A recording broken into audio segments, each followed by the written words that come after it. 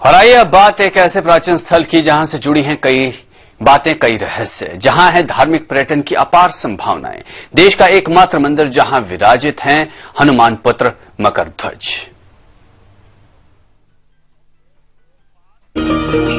अद्भुत स्थल, मनोरम पहाड़, जहां से जुड़े हैं प्राचीन रहस्य।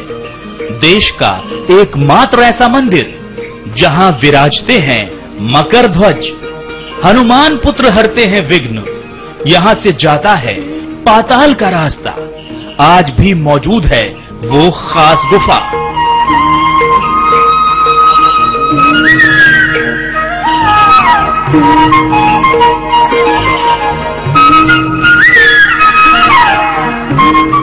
ग्वालियर से करीब 40 किलोमीटर दूर करहिया गांव, जहां फैले वन परिक्षेत्र और पहाड़ों के बीच दुर्गम रास्ते और ऊंची पगडंडियां तय कर लोग पहुंचते हैं पहाड़ की गोद में। यहां मौजूद है स्वनिर्मित मंदिर जिसमें विराजे हैं भगवान हनुमान। लेकिन इस स्थान की खासियत है भगवान मकरध्वज। जी हां, जिन्हें हनुमान पुत्र कहा जाता है। इस स्थान से खास कहानी जुड़ी है। कहते हैं कि जब रावण श्री राम और लक्ष्मण को पाताल में ले गया तो बजरंगबली ने इसी गुफा से पाताल में प्रवेश किया। उनका मुकाबला द्वारपाल मकरध्वज से हुआ। जब राम और रावण का युद्ध हुआ वहाँ पे, तब राम जी को हर के रावण पाताल को लोग को ले गया। तब हनुमान जी महाराज सुध लेने के लिए गए तो पाताल को गए। जहाँ से जो द्वार बना है गुफा है यहाँ पे, वहाँ से अंदर के पाताल के लिए सुबह मकरध्वज मिले द्वार पे, पहरेदारी पे। युद्ध हुआ उनका, दोनों बाप बेटा का। मर्यादा में उनको हरा दिया। हरा के बोले, महाराज मैंने नमक खाया है रावण का अपने राजा। मकरध्वज ने बताया कि वो उन्हीं का पुत्र है, लेकिन उनका धर्म है द्वार की रक्षा। इसलिए हनुमान ने उन्हें जंजीरों से बांध दिया और अंदर प्रवेश कर गए। उन्होंने लड़ाई के लड़ा उन्होंने बताया, एड्रेस पूछ के उनसे बांध के उनको जो जंजीर बंधी हुई है मर्यादा में, जो पैर में और जो हाथों में, जो कब्जे में और जो डरी है बाजूबंदी, बांध के चले गए। तो जाके उन्होंने रावण का राम जी से वध किया। रावण का सारी सेना का वध किया।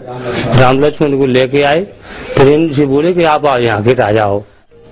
मकरध्वज की उत्पत्ति की भी एक कहानी है। जब लंका जलाने के बाद पूंछ की आग बुझाने हनुमान जी समुद्र में गए तो उनके पसीने की बूंद गिरने से मकरध्वज की उत्पत्ति हुई।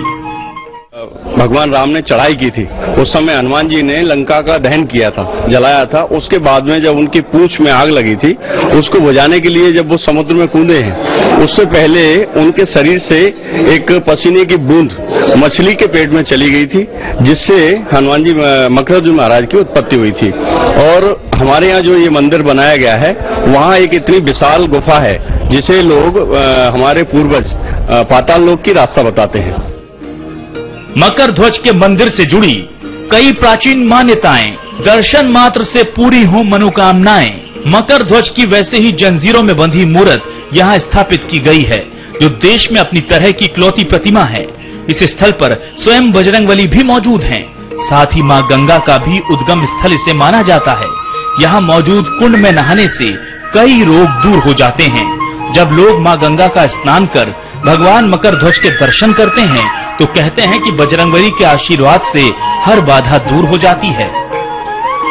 उनकी मनोकामना जी पूर्ण होते। गंगा माई में स्नान करें, आकर मकरध्वज के दर्शन करें, गुफा में जहाँ दर्शन करने हनुमान जी की करें, उनकी मनोकामना पूर्ण हुआ। सबकी यहाँ कब आते हैं लोग, कब मेला पड़ता है? इसमें साल में एक संक्रांति के दिन बड़ा मेला पड़ता है। अच्छा, कितने हजारों लोग आते हैं? लाखों मेला, शिला में मेला हो जाता हो, हजारों लाखों में।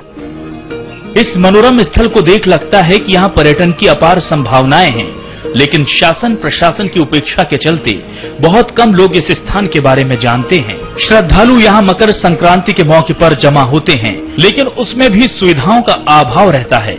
यहाँ आने वाले भक्त और स्थानीय लोग लगातार मांग कर रहे हैं कि सड़कों को ठीक कराया जाए तो ये स्थान बेहतरीन धार्मिक और मनोरंजक पर्यटन स्थल बन सकता है।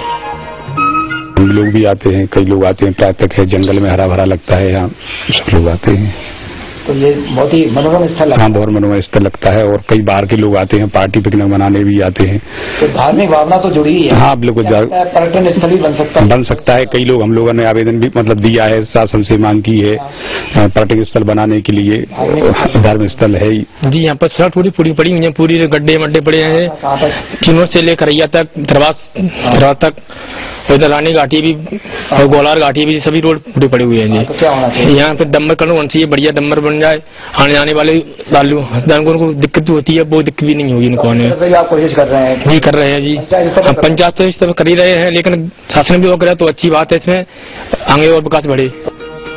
हकीकत है, अगर शासन प्रशासन पहुंच मार्ग ठीक करा दे और यहां आसपास अच्छे ठहरने के प्रबंध करा दिए जाएं, तो इस इलाके का पर्यटन के जरिए विकास हो सकता है और इस तरह लोगों की श्रद्धा से एक नया तीर्थ स्थल भी बन सकता है। समय के लिए ग्वालियर से अलकेंद्र सहाय।